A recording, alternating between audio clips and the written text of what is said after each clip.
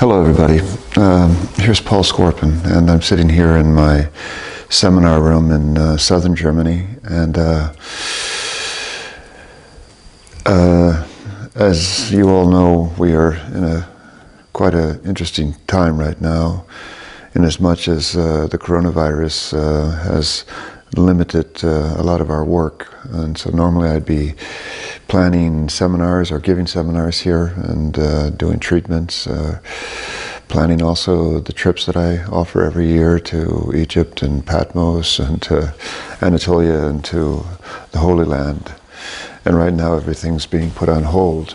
And what I'm doing with my time that I have now is I'm taking a lot of the video and audio cassettes that I have from Daskalos and digitalizing them, that they're preserved. And that means I'm sitting in front of the TV and watching Daskalos teach. And it was 30 years ago, a little longer than 30 years ago, that I first reached the island of Cyprus, coming from Kathmandu, where I just spent the last 2 years.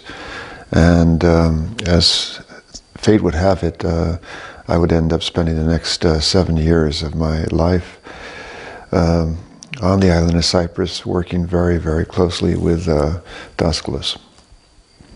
And I'm getting a little nostalgic or sentimental about this because, those of you who are aware of who Daskalos is and was know that he was both a remarkable teacher, probably one of the greatest Christian mystics in recent time, as well as an extraordinary healer.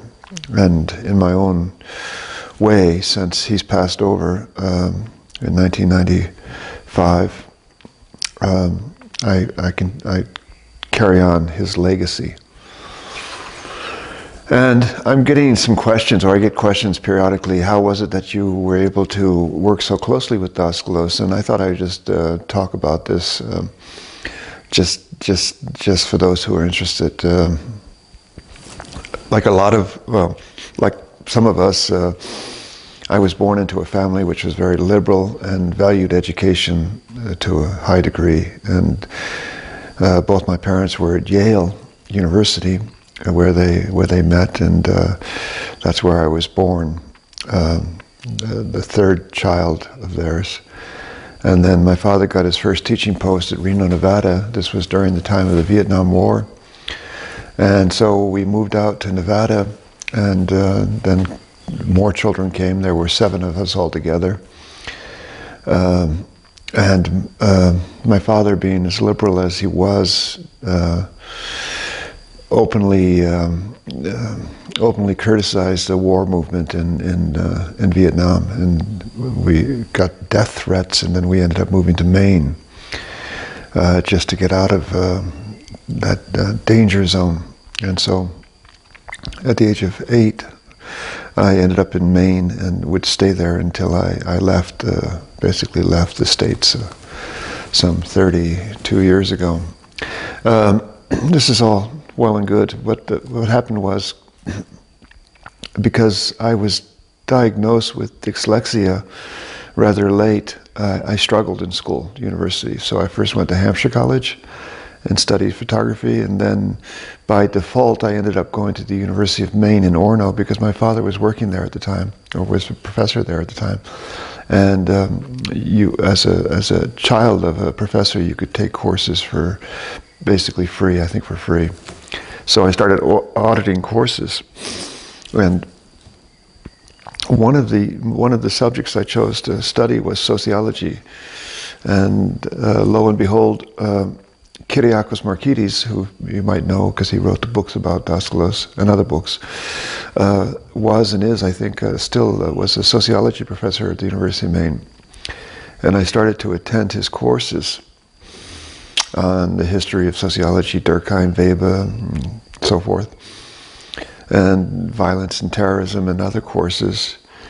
And at that time, Kyriakos was writing the Magas Astrophilos.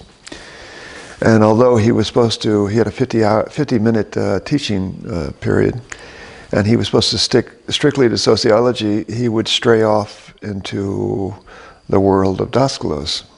And I was so happy to have discovered sociology because I had struggled for so many years, and sociology helped me understand social structures and also why family structures and why it's not unusual to struggle. So I was a bit disappointed in Kyriakos. I have a little bit of hay fever, so don't worry, that he would not state his sociology, but nevertheless, I was very fond of Kyriakos, and we actually became quite close. And I took all of his courses, and he was a great teacher. He is a great teacher. And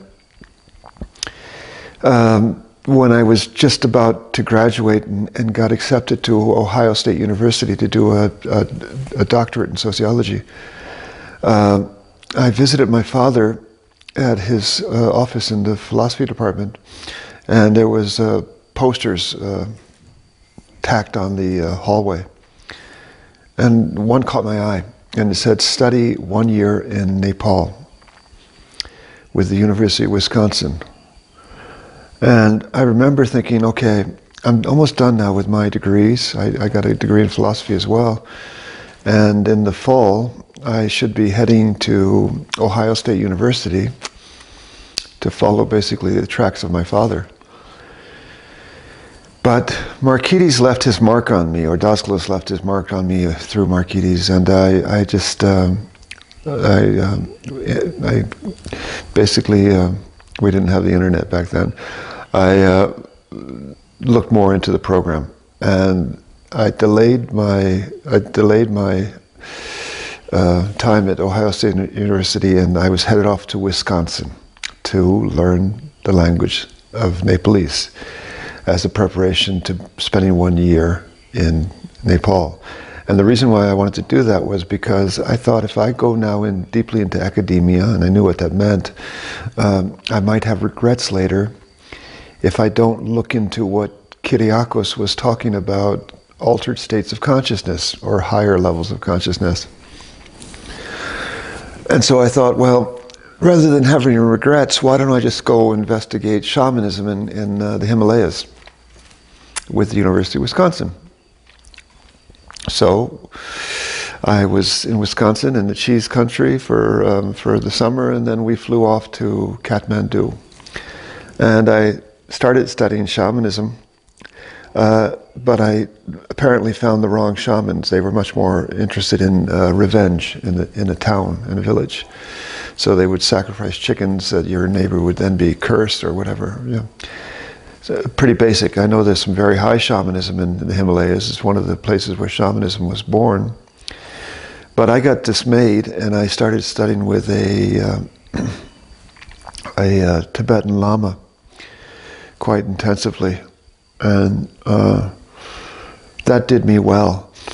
And in retrospect now, the time in Kathmandu and Nepal in general was vital preparation for my time with Daskalos, because the teachings of rebirth and karma, which Daskalos taught, were foreign to me before I investigated Buddhism and shamanism and Hinduism. And not only that, they happened to make a mistake with my visa, and I ended up spending 2 years in Kathmandu, which was a gift beyond words. Because first of all, I was having the time of my life. I was being freed from my American upbringing, and I saw that there's other ways of living, and I was living like a king, and it was just a joy to be there. And I even thought that I couldn't leave Asia, because I couldn't imagine going back to the States. And I had this notion that maybe I would study Sanskrit, and the place to study Sanskrit is in Benares Hindu University. And so this is a few years after learning about Daskalos through Kyriakos. I decided that I would make a trip, because my 2-year visa came to an end. I would make a trip with my friend Andy to Benares, and then on to Delhi, and then from Delhi to Cairo, from Cairo to Jerusalem, and from Jerusalem we would then end up in Cyprus to see Daskalos. The only problem was I didn't have an address for Daskalos, so I sat down in my apartment in Kathmandu and wrote my first letter to Kyriakos saying, Kyriakos, I realize that Daskalos is frail, and he's old, and he suffered from diabetes, and that he might not be living, but in case he's living, or Kostas Kikis is living, I would appreciate it if you could send me the address, because I might be able to reach Cyprus in a few months. And I remember putting the letter in the envelope and then going to the post office in Kathmandu, which is like from the Middle Ages. And I was talking to the clerk there in Nepalese, and there was another foreigner behind me waiting in line, and he said to me, why is it that you can speak Nepalese? And I explained to him that I was there with the University of Wisconsin. And he said, oh, I've been here for about 20 years. I'm a New York Jew who's translating Sanskrit text. Billy Forbes is his name. I don't know if Billy's still living. I doubt it, but I hope he is. And we started talking, and he said, so what are your plans now? And I said, well, he invited me to his house in Swayambhu, and he said, what are your plans now? He said, well, unfortunately I have to leave, but my plan is to study Sanskrit at Benares Hindu University. But they have the summer break now, and so my plan is to go to the island of Cyprus eventually. And he said, Cyprus? Well, if you're going to go to Cyprus, Billy said, you should go visit the Megasostrovelos. And I just shook my head. I said, Billy, how do you know about the Megasostrovelos? He said, I have no idea who he is, but a good friend of mine just came from America over Europe and paid a visit to Daskalos and found him extraordinary, and he left with me Daskalos' address. So literally 20, 30 minutes after writing this letter, I had in my hand Daskalos' address, which was extraordinary. And then eventually I made my way down to Benares with Andy, and the Benares Hindu University was already in the summer break, but I thought I'd go out to the campus just to look around. And I went out alone, and I was walking around, and I found a Sanskrit department, and I just knocked on the door, even though nobody was around. And then an elderly gentleman came to the door and opened the door for me. He said, what can we do for you? We're in the middle of we just started our summer break, but what can we do for you? And I explained to him that I was just spent 2 years in Nepal, and I learned the alphabet from Devanagari, which is this they share with Nepali and Hinduism, and that I would be interested in studying Sanskrit there. And then he said to me, well, come with me in my office. And he was a beautiful man, gray hair, gray beard, with a white gown. And as we were walking down the corridor to his office, everybody who came in the other direction would either namaste him or even get down on the ground and touch his feet. And it turned out that this gentleman was the director of the Sanskrit department, which means he's a holy man. And I went to his office, and we had a nice talk, and then he wrote me a letter of acceptance, which would not have been so easy with dyslexia, but never mind. And sometimes Providence or fate is kind to us. And he wrote a letter also to the Indian embassy to give me a visa for 4 or 5 years. And I thought, wow, this is meant to be, you know, as you might imagine. And then eventually, Andy and I made it from Jerusalem to Limassol with a boat.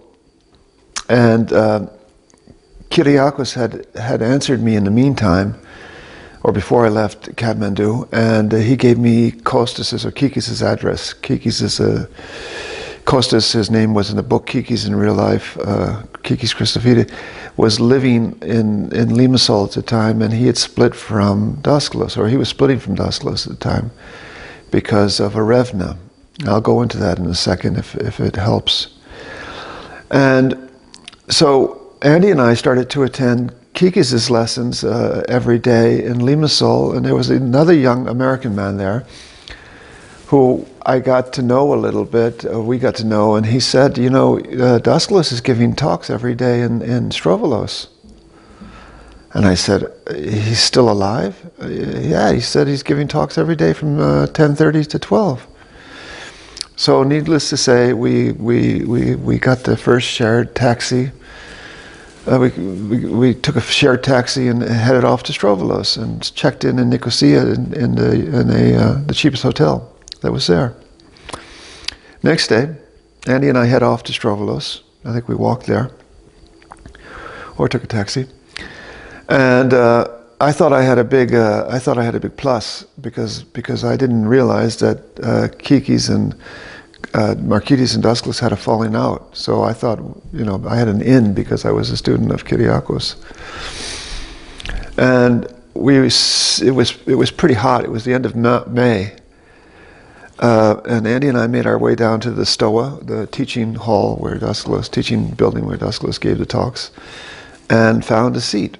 And then this man walked in a few minutes later with basically black hair, looking to be the age of, I don't know, 60, quite large, tall, and very vital.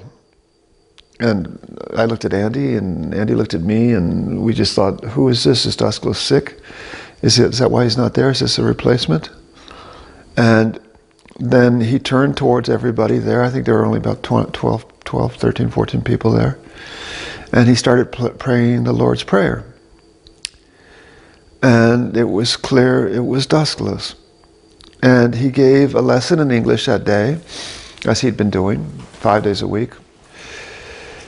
And I didn't understand anything, the truth be told, because Daskalos had an accent, which was not that strong, but it was strong enough. But then he had a vocabulary which was very foreign to me. So even though I was schooled in reincarnation and karma, the words like noetic and psychic and things were rather new to me.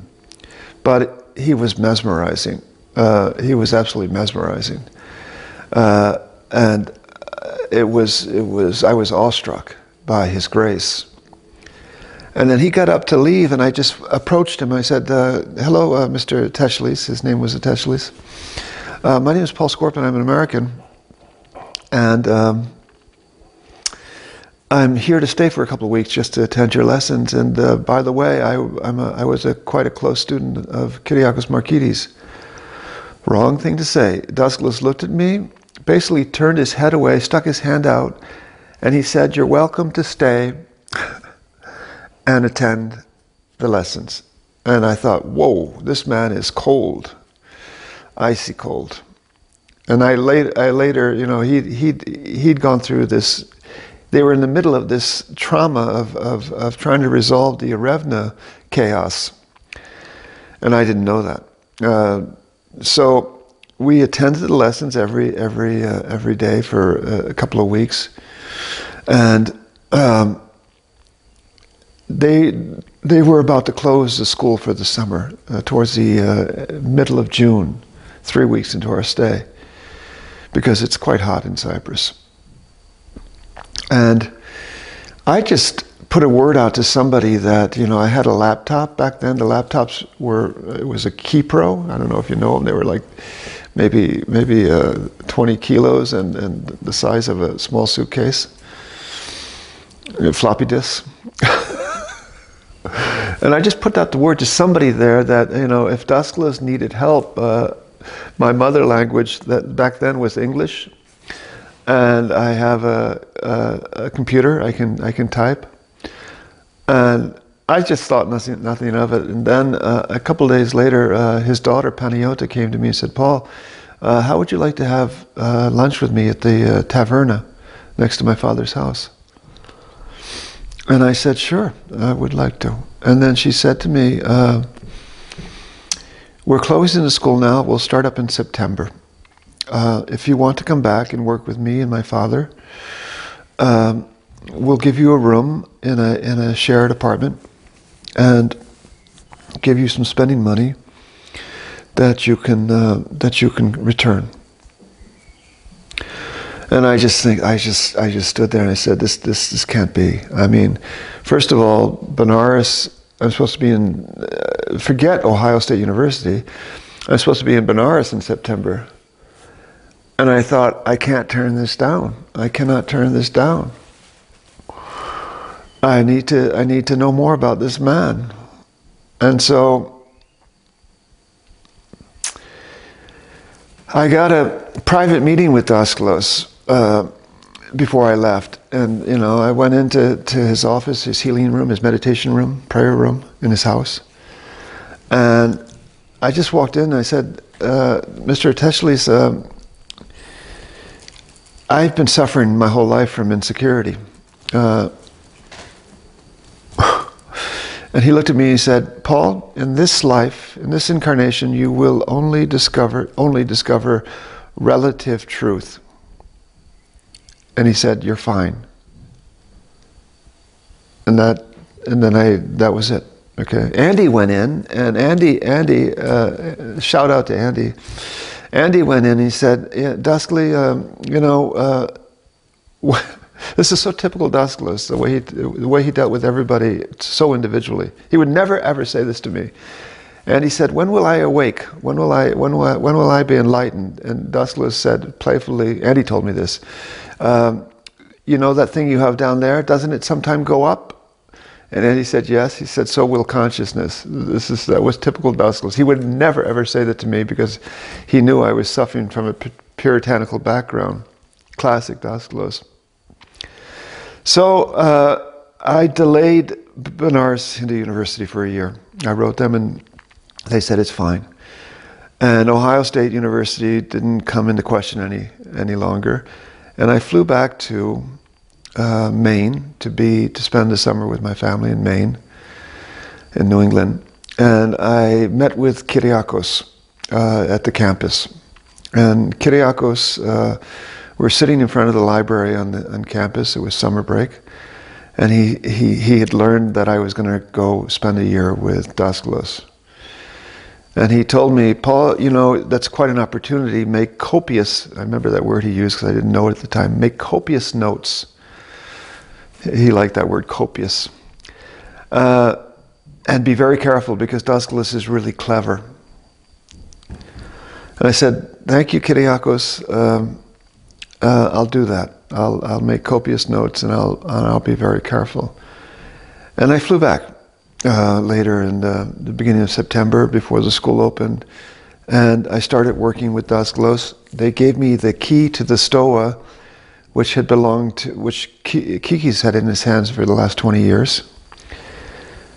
And Kikis was no longer going to teach there. He taught, I think, there once or twice when I was there, and then he taught in Nicosia, and I attended his lessons also. And I started opening I started receiving duties. One of the duties was to greet the guests, open the stoa before Daskalos came down, have the people seated quietly, and then I proposed that we started producing cassettes, audio cassettes of the talks, and so I also started selling those after the talks the next day. The talk from the one day would be available the next day. I had a copying machine. And then we started working on books. The first book we worked on was the Parables, which was in process. The Brownings, an English couple who were living on Hydra in Greece, were working with Daskalos on that. They would make periodic visits to Cyprus.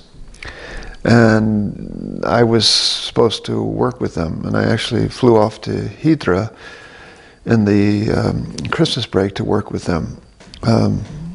They didn't think much of me because they were proper English folk and I was just a dumb American, 28-year-old American boy. But they had no other choice, they had to work with me. And not only that, Daskalos trusted me. So from September until I think October, one day Panayota came to me. She said, Paul, my father thinks that you don't like him. And I said, why does he think that? He said, well, because here in Cyprus, we in the morning and in the evening, we kiss each other in the cheeks. And you don't do that with my father. And that partly came from this warning that Kyriakos made. And I said, well, you know, in America we don't do that. We're a little bit more prudish and we're a little bit slower. I made an excuse. And the next day, you know, I went to Daskalos and I kissed him on both cheeks, and that was then taken care of. It was decided at the end of November that I would be initiated into the inner circle, which was an honor. For me, it was a great honor. For the Greek people who were in it, it was a bit of a problem because Daskalos decided he would teach them the inner circle lessons both in English and in Greek. And that means the folk who were following his work every other Wednesday would only get half the teachings because of me.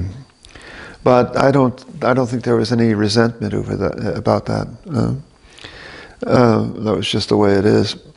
And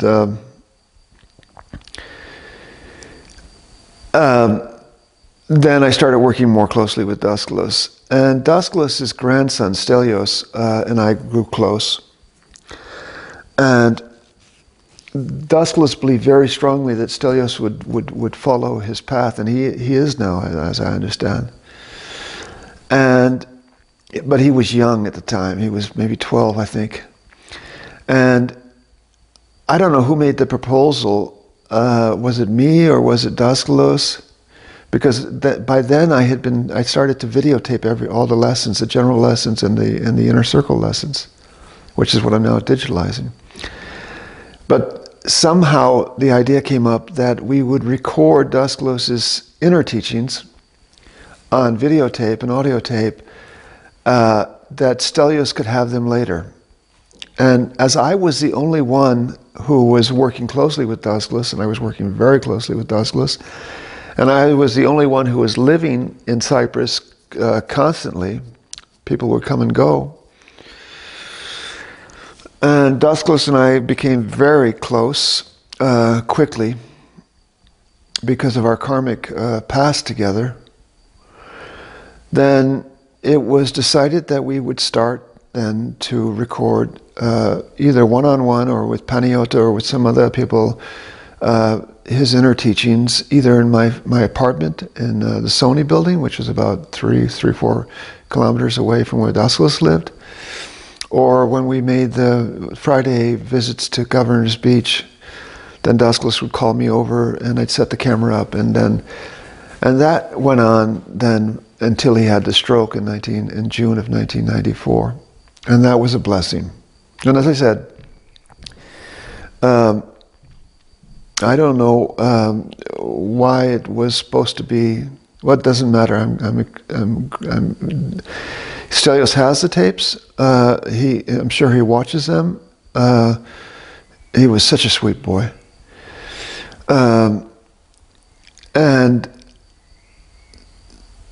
yeah. So anyhow, the original plan was that I was supposed to spend 1 year with Daskalos. And Daskalos was very academically oriented. And he said, Paul, you know, I don't think I told him about Benares, although he could write Sanskrit. I don't know if I did or not. But he said, you should go and do a doctorate. You should go back to school. He told me that after an early springtime of the next year. And I said, oh, yeah, I plan to.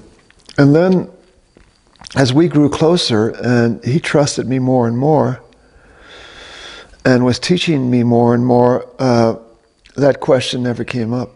So it was clear that I'd come back for another year, and then another year, and then another year, and then another year, and then another year. And then June of 1994, he suffered a massive stroke. He was supposed to come down to my flat. He had a flat too, where he could just get away from the maddening crowds. He was supposed to come down from my flat at 4 o'clock in the afternoon for a cup of coffee and for teachings, and he didn't come down. And Paniota came down. She said, where's my father? Is he here? I said, no, he's supposed to be here. And Daskalos was never late, never late. And so we went up to his flat, and the one flight up, and we knocked on the door, and there was no movement, no answers. So Panayotta had a master key, and we went in and we found him he was unconscious on his bed. And it was clear that he had a medical incident, and he was unconscious.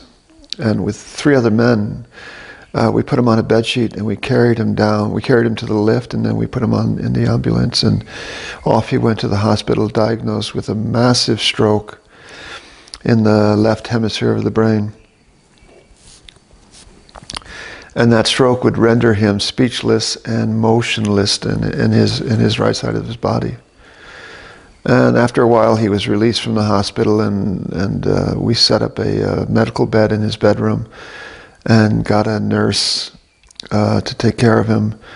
And I won't go into it now, but I see the stroke differently in the last 10 years. Many people question whether the stroke was a result of karma that Daskalos carried. Very romantic and very noble, but it wasn't, I can tell you that. It had to do with Daskalos' last initiation. And I remember in 1989 when I first got there, practically once a week in the talks that Daskalos gave, he would say that the flesh is weak and the spirit is willing. He would quote John, the Gospel of John. And because I had started to talk to a lot of people who were visiting Daskalos for healings and for teachings, I just wondered if this made sense, in as much as the people there were confessing to me that they'd often had suicide thoughts, and they loved hearing that a great teacher like Daskalos, who was Christ-like, shared their belief system that the body was a prison. So I went to Daskalos, and I said, Daskali,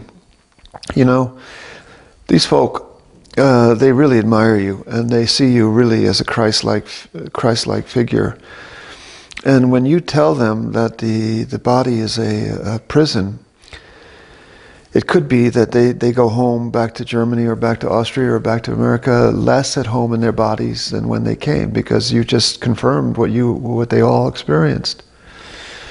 And Daskalos looked at me and he said, thank you, you're right, we shouldn't teach that.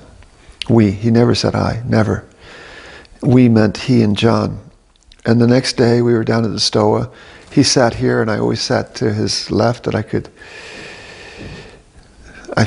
became his bodyguard. I could tell when he needed water, and I just knew I knew what was going on. I was young and he was old, and I felt like I had to protect him somehow and care for him.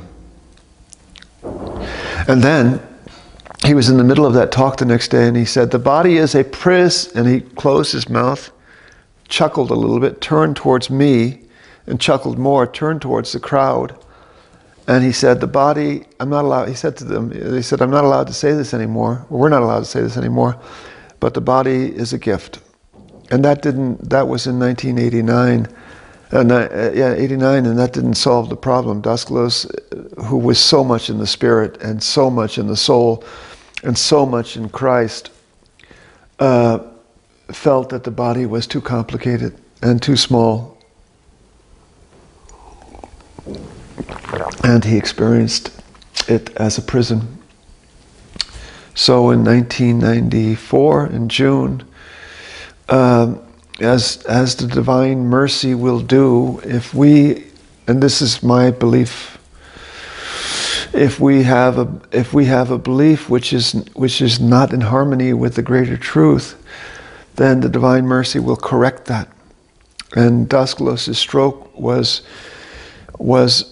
a chance to give him to make peace with the body and to make peace with the divine feminine, which is responsible for the earth and for the body. Anyhow, that's enough for now. That's how I ended up working with Daskalos so close. That's how I reached him. And I will, during this time of Corona, many people are going a little bit out of their comfort zones. to share videos on Facebook or on YouTube, which they normally wouldn't do. And so it's a time of reflection in a way, and it's a time of self-exploration and taking stock of where we're standing. And that's what inspired me to come here today and to talk about how this relatively dumb American got to spend the last 6 years of the life of one of the greatest mystics and healers of our time, or even of all time, or in the sense of time of Christ, let's put it that way. And that's my story. And so since Daskalos left 25 years ago, I've been working with my wife, Brigitte, who's also a profound mystic. And I've been teaching mysticism and healing, and I work as a healer, as Daskalos told me I would. And I never believed it. And Daskalos told me I would teach, and I didn't believe it. But he seemed to know better. Okay, you folks stay well, and if you're healthy, stay healthy. And if you're not feeling well, then get well soon. And enjoy this time. It's also, there are a lot of advantages to this time, because we have time. And I'm spending so much time with my kids. We flew back from LA, and getting to know them now, which probably getting to know them better now, because now they're adults, young adults. And because they're busy, and I'm busy, and Brigitte's busy, we might not come together like this again, with so much time. You know, there's very little you can do here in Germany. You can go shopping. Tomorrow you have to wear a mask if you go shopping, but you can go walking in the woods. So Miles and Jana and I and Brigitte, we're taking long, long walks together. And so there are also some great advantages to this virus. All right, keep the peace. Take care, folks. And I might come back. Somebody asked me, what was it like to travel with Daskalos? And that would be a whole nother talk, because traveling with Daskalos, which I did for 6 years, is something to share. So that'll probably be, I was actually going to give that talk today and put this talk off, because I just said I don't really want to talk about myself so much. But then somehow I just said, why not? Okay, take care, folks. Bye-bye.